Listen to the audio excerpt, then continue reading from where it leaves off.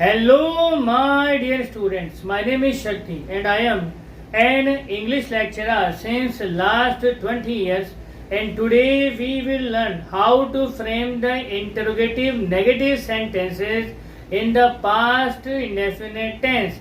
If you are new on our channel and if you like the video, subscribe the channel and press the bell icon so that you can get the notifications of our videos firstly.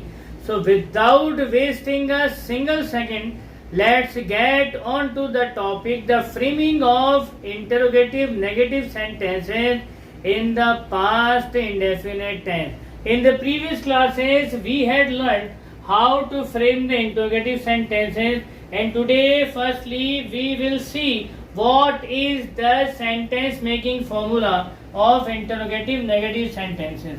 तो सबसे पहले हम देख लेते हैं formula. तो सबसे पहले डिड आ ही जाएगा, हेल्पिंग वर्ब।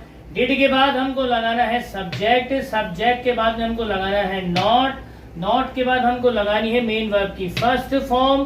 सेंटेंस में अगर प्रीपोजिशन वर्ड है तो ऐड कर दीजिए, नहीं तो छोड़ दीजिए। और फाइनली ऑब्जेक्ट और फिर प्लेस करना है क्वेश्चन मार्क। तो हम एक सिंपल सेंटेंस प्रैक्टिस करेंगे हिंदी में और उस हिंदी को कन्वर्ट करेंगे इंग्लिश में। तो मैंने एक सिंपल सेंटेंस यहाँ पर जो है हिंदी में लिख दिया है। तो इस हिंदी सेंटेंस को इस फॉर्मूले के अकॉर्डिंग हम कन्वर्ट करेंगे अंग्रेजी में। तो सबसे पहले हम लोग जो है इस क्या के लिए यहाँ पर इस्तेमाल करेंगे, हेल्पिंग वर्ब डिड का ऐसे की ऐसे। अब हमको लगाना है सब्जेक्ट, अब हमको लगाना है सब्जेक्ट। तो ये रहा सब्जेक्ट, ये रहा हमारा सब्जेक्ट। तो हमने यहाँ पर लगा दिया आई। अब हमको चाहिए नॉट, तो हमने नॉट जो है ऐसे की ऐसे यूज कर लिया। अब हमको चाहिए मेन वर्ब की फर्स्ट फॉर्म, मेन वर्ब की फर्स्ट फॉर्म। तो यहाँ पर वर्ब है कहाँ पर, ये रही वर्ब लौटाया। लौटाने की जो फर्स्ट फॉर्म होती है वो होती है रिटर्न। तो हम जो है रिटर्न को ऐसे कैसे इस्तेमाल कर लेते हैं। तो सेंटेंस हमारा अब तक बना डिड आई नॉट रिटर्न। अब हमको देखना है क्या सेंटेंस में कहीं कोई प्रीपोजिशन वर्ड दिया गया है। तो इस सेंटेंस में कहीं कोई प्रीपोजिशन वर्ड नहीं है, नहीं है तो स्किप करिए। फिर हमको बढ़ना है ऑब्जेक्ट की तरफ पर। तो ऑब्जेक्ट क्या है, ऑब्जेक्ट है तुम्हारा पैसा। तो ये पूरा ऑब्जेक्ट है और इसके लिए हम लोग इस्तेमाल करेंगे योर मनी, योर मनी। तो सेंटेंस हमारा बना did I not return your money, और उसके बाद में क्वेश्चन मार्क लगा करके सेंटेंस को हम बंद कर देंगे। तो इस प्रकार से हम इस सेंटेंस को इंग्लिश में कन्वर्ट करेंगे। अब आपको करना कुछ भी नहीं है, इस सेंटेंस के सब्जेक्ट को बदल बदल करके बारी बारी प्रैक्टिस करिए। 9 सब्जेक्ट के साथ में सेंटेंस वही रखिए, केवल सब्जेक्ट को चेंज करिए। तो आइए हम प्रैक्टिस कर लेते हैं पहले उस वे में।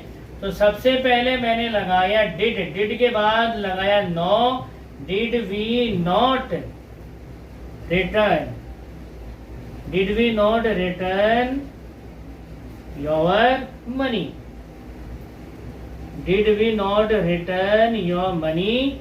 अगला हो जाएगा did you, did you not return, did you not return his money,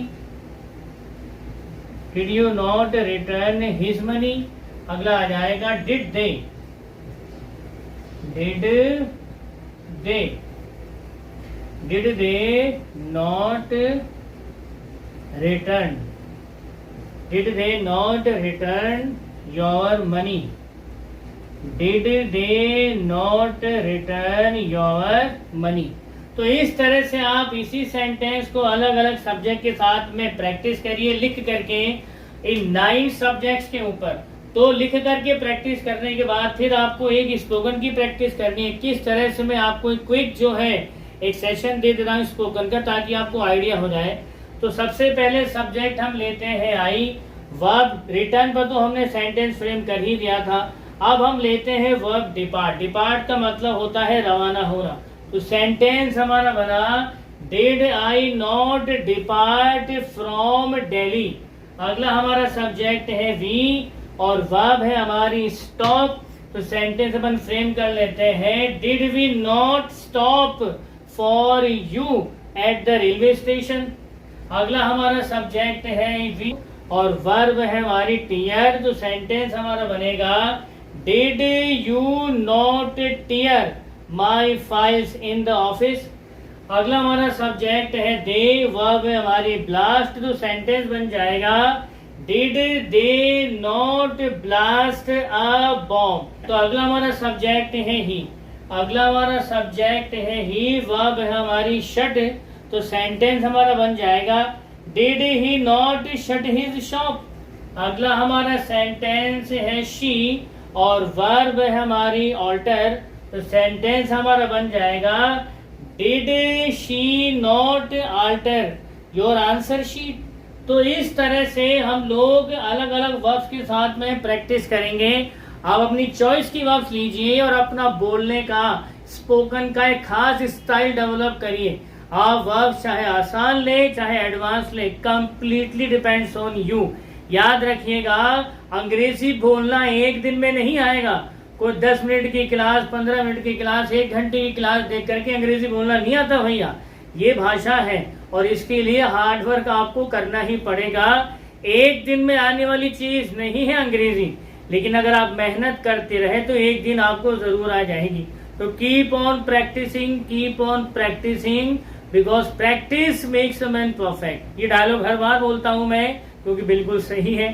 तो अगली क्लास में हम फिर मिलेंगे पास्ट इंडेफिनिट के दूसरे फॉर्म्स को लेकर के। तब तक आप खुश रहिए, मुस्कुराते रहिए।